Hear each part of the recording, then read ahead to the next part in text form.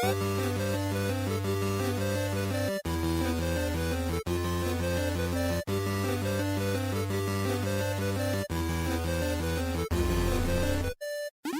the Friendly Fire Show, episode 238 for the end of June 2023. I am one of your co-hosts, Steve Wright, and joining me is my friend in the Sky Islands, Ben Salter. Did I get it right? Close enough. That's all I've been doing the past month is hanging around the Sky Islands, hanging around the depth, and Hyrule in between. The big game we didn't talk about because I wasn't here, and you probably haven't played it, but the one that everyone is banging on about, Zelda Tears of the Kingdom, it's pretty good, Steve. You haven't played it, right? I bought it. I haven't played it, but I bought it. Yeah, I played Star Wars Jedi Survivor instead, and I don't really regret a thing, but I will get to it, I promise.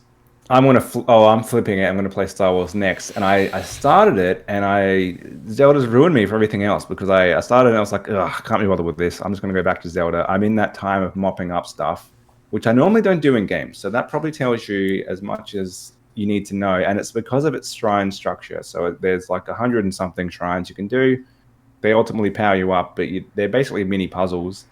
And I'm kind of going around and getting all the ones I missed the first time around. Yes, I need to Google where the ones are that I don't know, because if I haven't found them by now, I'm not going to stumble across them. Some of them are really hard to find. How many hearts do you have currently? 20 something. Oh my god! So, and lots. And you've beaten... maxed out the stamina wheel. Yeah. It's not a spoiler to ask if you've beaten Ganon, because you always just beat Ganon in a Zelda game, right? Have you finished? You finished the story?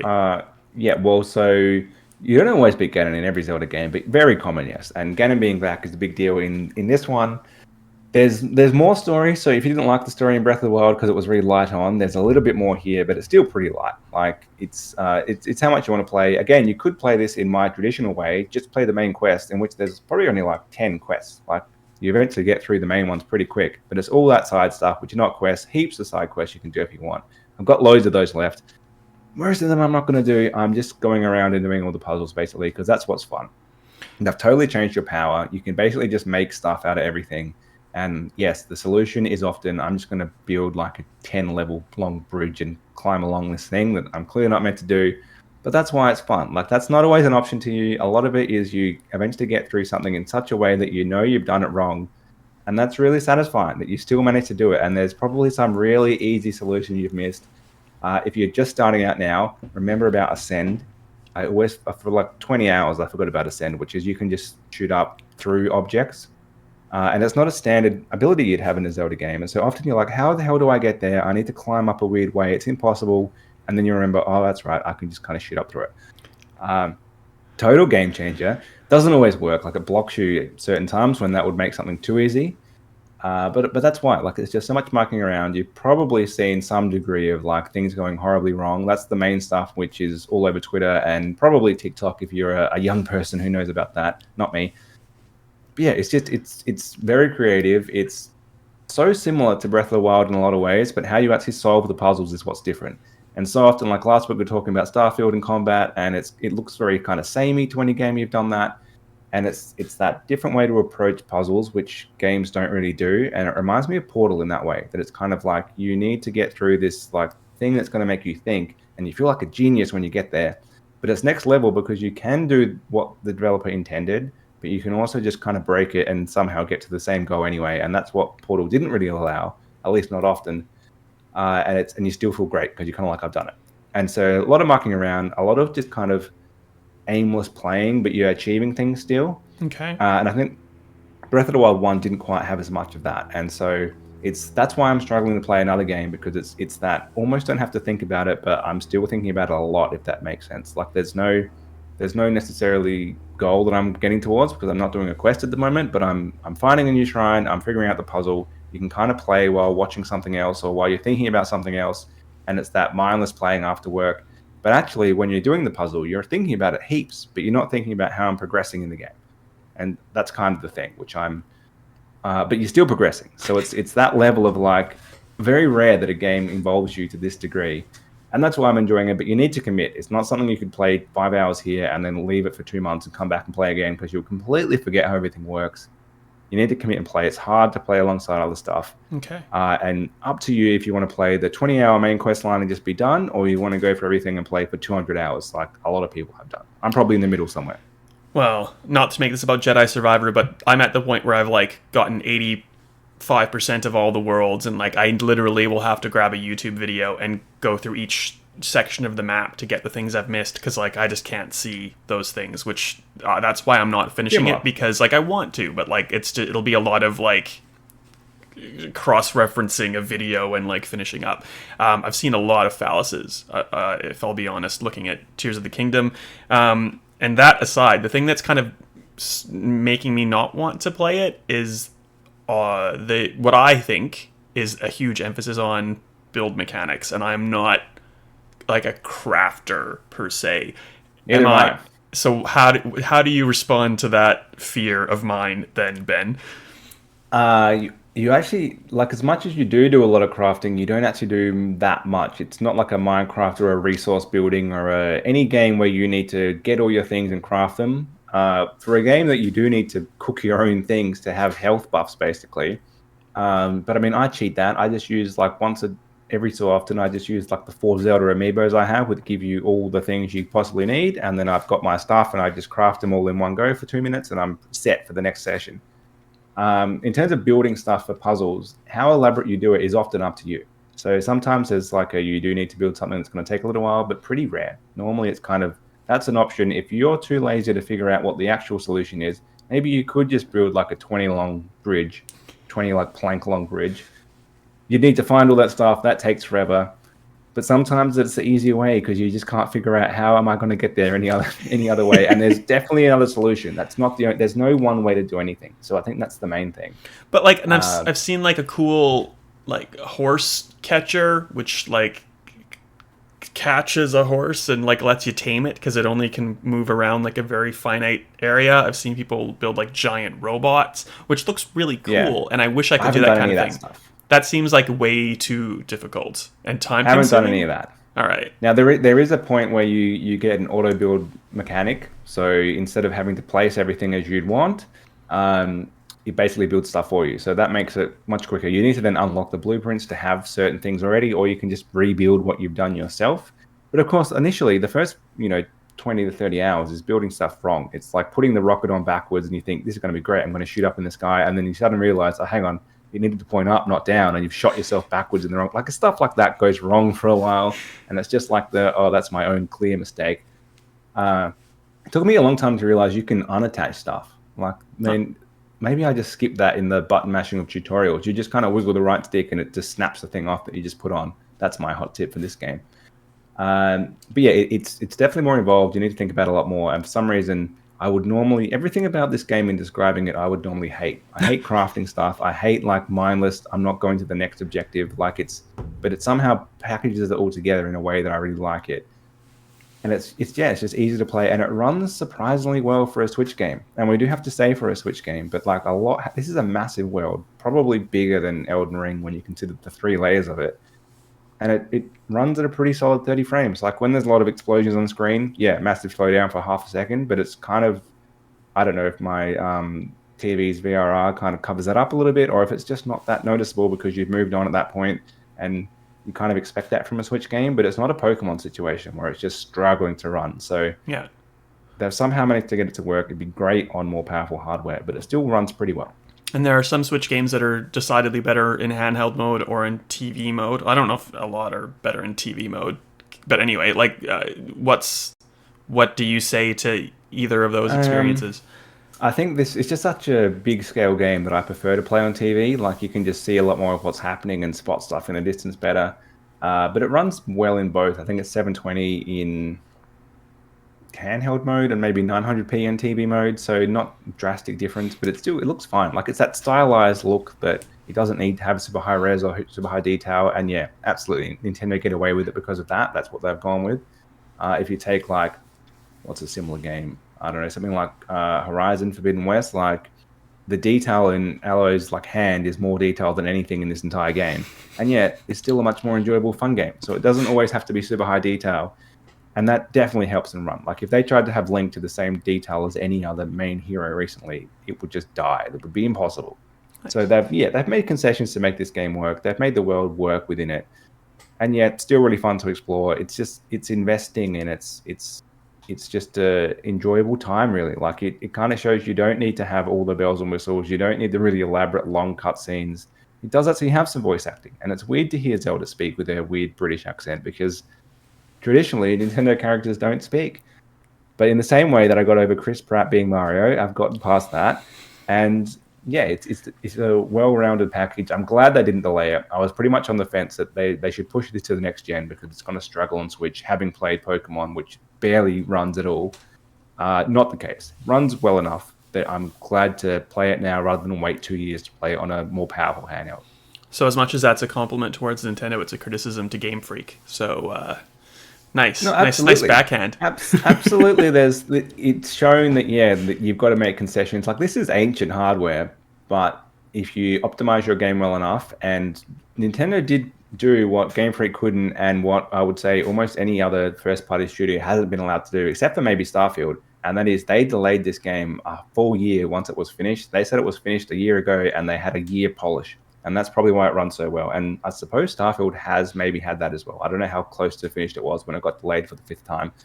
But like normally that wouldn't happen. You'd normally get your Cyberpunk situation where they just launch it broken and they slowly fix it. I think Zelda's had like maybe one patch. Like it's ready to go. And that in itself is kind of refreshing to have that. It's here. I can play it now. I'm gotten so used to when new games come out, but I'll play it in 6 months when they've actually finished it kind of mindset. And that's not the case here. It's good to go now.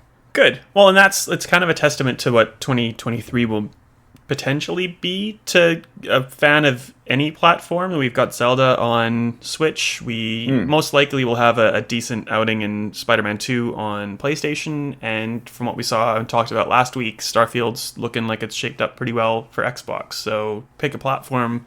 You're sort of sorted this year, which is nice.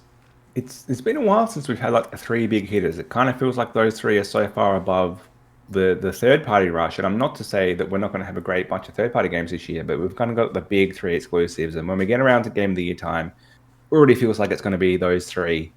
Tough to beat Zelda, I would say, but that's from my very somewhat biased point of view, and recency bias would be the thing because I'm still playing it right now. So maybe by the time we get to Starfield and Spider-Man, those will jump ahead.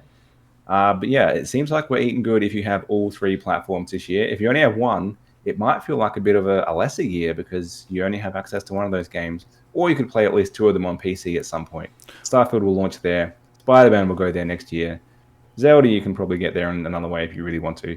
But yes, console-wise, you need to have at least 2 platforms this year. Well, I would like to counter... Well... Yeah, okay. I was going to counter your argument.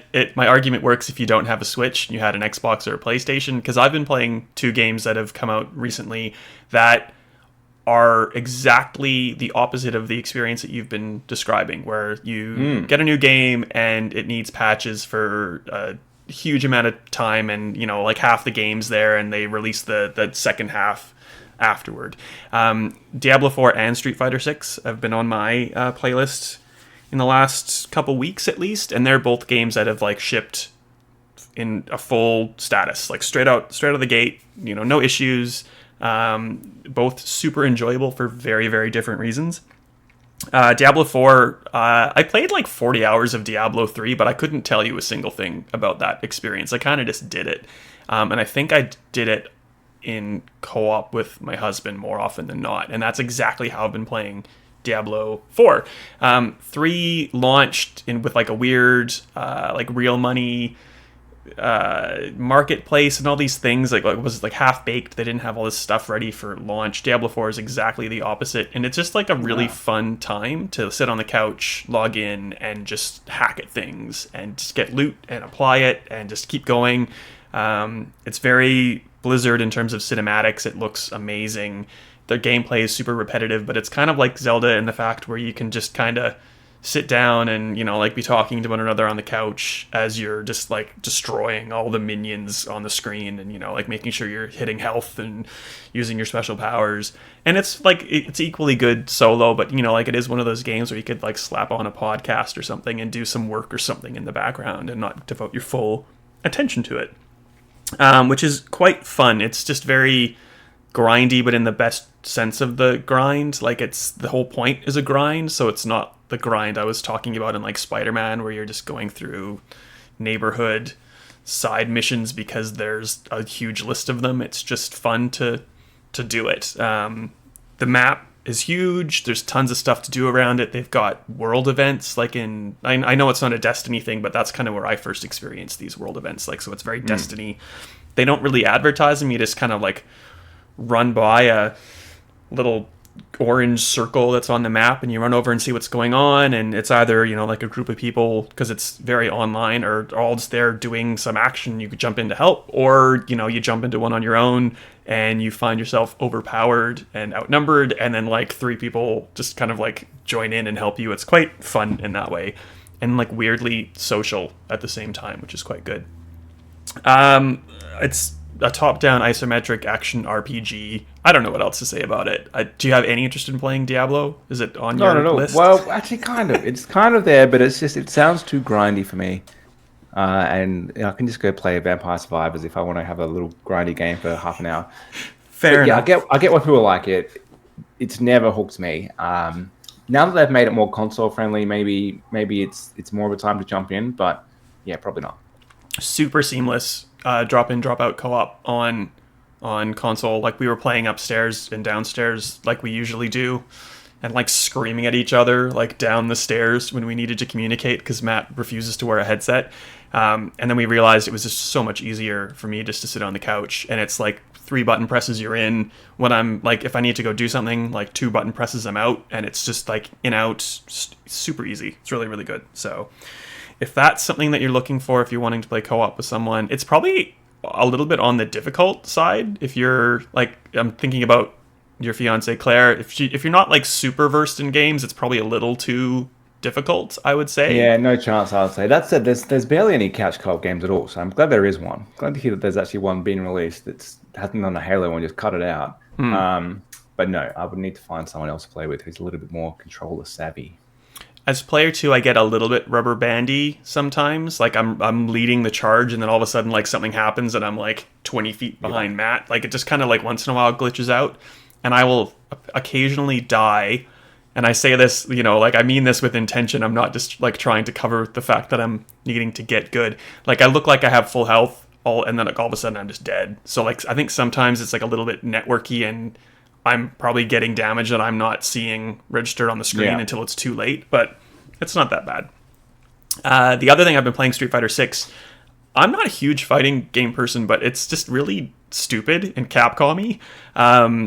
It's split into 3 basic sections. So there's the World Tour, there's the Battle Hub, and there's Fighting Grounds. And World Tour is kind of like a Yakuza game, but in the Street Fighter world. So you make this avatar. I have like this just super shredded dude without a shirt on and like hot pants and cat ears, because I don't know, I just thought that would be fun. And you run around Metro City and like fight people, basically. Everything is really related to a fight, but there's all these little like quests that you can go and do, and you meet different Street Fighter characters and like start training under them, and then you get to pick up their move set. And like, you can add your, you know, Hadouken from Ryu with your spinning bird kick from Chun-Li, and it's stupid. I didn't expect to have as much fun in World Tour as I am, which is quite good. And then there's like the Battle Hub, where you just go in and you can either use that same avatar character to fight other people. So it's just like a mishmash of weird character creations. I fought like Geralt from The Witcher, basically, but he had like E Honda's moveset. You can go and fight your avatars, or you can go and fight like Guile and Chun-Li and Cammy and all them in proper battles.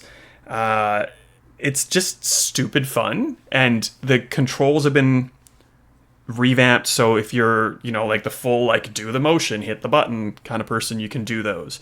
Or you can use modern controls, which basically Y becomes your special move. So instead of doing like down, forward, back, punch, you can just go forward, Y on Xbox, and he does a Hadouken. So it's just really accessible to people who might not want to be a fighting game person. And then there's like Fighting Grounds, which is just proper like arcade mode online, just like the no bells and whistles, just get me the Street Fighter experience. So obviously you need to be a fighting game fan to really want to do it. The story, like it's not the same experience as the Mortal Kombat, single player thing. It's completely separate, but it's weird and fun in its own way. So especially if you're a fan of fighting games and like, Yakuza style things, go check out World Tour. That's what I have to say about that. The last game that I'll talk about that I've been playing is Star Trek Resurgence, which we won't spend a lot of time on. It's by Dramatic Labs. They're a bunch of ex-Telltale people. It's a narrative story game set in the Star Trek universe, and it's like actually good Star Trek. Mostly. Sometimes there's too much phaser fire. Sometimes there's a bit of like non-Star Trek, violence and stuff going on. But 95% of the time, it's really good Star Trek, and it's probably the best Star Trek game, like Star Trek game since a Final Unity back on the PC in like 1994 or something. So that's, for me, that's a high compliment. If you don't like Star Trek, though, you probably won't be as impressed with it as I am, oddly enough. Any interest in playing that, Ben? Not at all. The only other thing I have actually played that you wouldn't have played, AFL Live, AFL something 23. Awful. Absolutely one of the worst games I've ever played in my life. Now, that's my review of the day one release. It's since had about 25 patches and it's better. I would now probably give it a 3. I would have given it a 1 on day one. Like, it was unplayable bad. Like, to the point where it would just crash instantly. Absolute shocker. They should have delayed this game until it should have become AFL 24. Like, it's got some good ideas. It just needs a whole nother year. They obviously needed to meet their contract. I think, did it not meet certification or something on Xbox? The Xbox version's not even out. Nope. So, like, it was so, like, I haven't played a game that glitchy. And as I say, it's been about 3 weeks now, and they have patched a bunch. It's in a almost playable state now. But, yeah, day one, I have never come across a game this bad, at least this generation. It's been a long, long time. The last game that glitchy was Cricket 13, which got released on PC, and then it was so bad that it got cancelled before its physical launch happened. So the only way that I did give a 1, absolute shocker. And that was by 505 Games. They pretty much came out and apologized and said, "Yeah, this is so bad, we're just going to cancel it." It came out on Steam like a week before it was meant to come out physically, and they just went like, "Nope, it's just done." So they've improved a lot since then. Like, it's improved a lot since launch day, but yeah, just. I don't know how a game can launch that buggy. Anyhow. Well, if you're an Xbox fan, I guess, because it's not available on the platform yet, by the time you get it, it might be a lot better. Yeah, there's a lot I could say about that, but I'm going to just refrain. It's not fun, especially like with Australian developers that you kind of know. Like, it's not fun to bag on a game, but also like it works both ways. So if it's decidedly not ready, it might not be the developers at the grunt level who like should be copying this, but like someone at Nacon or Big Ant, made the decision to pull the trigger, and I if think it's not ready, it's not ready. They're using their customers as their testers basically, and they're asking them to pay $100 for something which is in an atrocious state. Like, if it launched in the state that it's in now, we'd probably say this is not good enough. The fact that it launched way worse is the issue, really. Yeah. And I do think if they had just sat on it and someone had said, "You know what, we can't make it for this season, let's try to launch it this," like, they still launched like a third into the season, or on Xbox they haven't at all. They're launching after halfway. So someone should have made the call. Let's just sit on it. Let's launch it at the start of next year. It'd probably be, or like the start of next season. It'll be decent. Like, the ideas behind it are actually not too bad for a sport that you can't really make a quality game out of. Like, they've got some good ideas on how it might work. It's so glitchy and untested. And the fact that even now, if you go to interchange, so change a player, the game will just crash. And that still hasn't been fixed. Like, how can such a glitch exist in a game like this weeks later? And it's because that's not a top priority. There were much bigger issues than that. So yeah, it's not a good way. Well, the top priority was to get those early sales before any of the reviews went out, and yeah, but that's the thing. The lack of transparency is disappointing, because it was delayed with the excuse of like a physical copy was lagging behind on one of the platforms, so we'll delay everything for 3 weeks, and then the Xbox release just got like silently taken out, and like that was fine to just release in that state, and obviously it wasn't from what we saw at release. And the people that are walking around being like, "Oh, just give it to EA Sports, they'll make a good one." Like, EA Sports has no interest in doing that. EA Sports makes a hockey game, and like, no offense, AFL people, hockey is far more of a global sport than footy is. Absolutely. And like 2K won't even touch hockey anymore. It might be because of licensing, I don't know, but like they need a business case to make these games, and EA making a footy game, they're not going to make their money back from it. So this is what you get. The thing. They've always decided we needed to make the money now, and that's why, like, we don't blame the developers at all. They're doing their best with probably a ridiculously short time frame, and the fact that they've improved it substantially in the past 3 weeks since it came out is testament to, like, it can be done. They just needed more time. Yeah. And someone made the call that let's just grab the money now. We've probably got a decent sized audience who will just buy it because they want an AFL game. We'll get their money. We'll use that money to patch it, basically. But you're just tanking the brands, and they're tanking, like, a lot of the previous AFL games were terrible. Big Ant made a good one like 10 years ago, or a decent one 10 years ago. And there was probably some hope that now that they've got, more powerful hardware, they've got a bigger studio, they're owned or in partnership with Nacon, a bigger publisher, maybe they'll do something quite good. And they've kind of shot themselves in the foot. Like, when they do release the next one, people are going to assume same thing. You're expecting us to kind of pay for your testing period. Yeah. Which is not great. Like, it's whoever's making it's that level of decision, which is it's just hurting their own brand. Like, it would have been so much better if they just allowed for the time they needed. Yeah. Well, and Big Ant's made some pretty decent tennis games in the last 10 years. They've made some cricket games and some AFL games, and they've made good tennis games. But like, let's think about that. Even it's max 4 players on the screen and AI controlling 3 people, maybe. Yeah. Compared to like 2 footy teams worth of people, an entirely huge, large football stadium, and all the things that would be into play with that. Like, it's not an easy task by any stretch. Super hard. No one's ever made a good one, and they've made good cricket games too. No one before them really made a great cricket game, and they've made some pretty good ones. But they did the same thing for the last one. It was like their 5th cricket game, so you'd think by that point they'd be all over it. But it was like the glitchiest game they'd released in the series, and it was kind of, you're asking people to pay $100 to let you know what the glitches are, and in 6 months' time it'll be patched up and good. Yeah. Like, great that they still support it, and now Cricket 22 is a pretty good game. But same thing of like, just get it ready before, or like in a better state than what you're doing, because you're asking people to pay a lot of money when this thing's not ready. And so they've got history with that. Well, that's the thing. We're not trying to bag developers or the game so much, but we're trying to protect the people who are thinking about buying it. So maybe we'll keep an eye on it, and if you feel like it's ever in a position that we can at least sort of recommend it, if you're a footy fan, maybe that's what we'll do. But I think it's safe to say it's not in that state right now. Yeah, don't buy it right now. When it hits the bargain bins for in October after the season's done, by which point they're probably finishing their development on it. Maybe next year when they add the $10 DLC to update the team list, maybe that's the time to buy it. But we'll see. And on that note, with that uplifting note, how do we find you on the internet, Ben?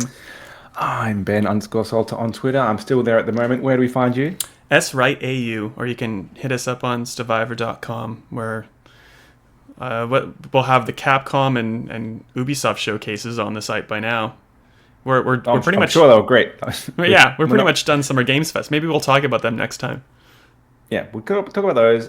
Maybe Star Wars we'll talk about. We'll have both have played it by next episode, potentially. We'll go back to our original strat of we both have played games, so we don't get an episode like this where it's the one-on-one, this is what we think, and the other person is like, I don't care about that game because I'm playing the other one that you're not talking about.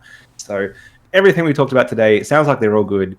They just happen to fit within either of our wheelhouses, which the other one is never going to play. Except but maybe Star AFL. Wars we both played. AFL is maybe not a good game, but the rest are. Oh, that's right. Yes, oh, yeah. AFL wasn't in the notes. The rest are good. Not an endorsement. See you next week. See ya.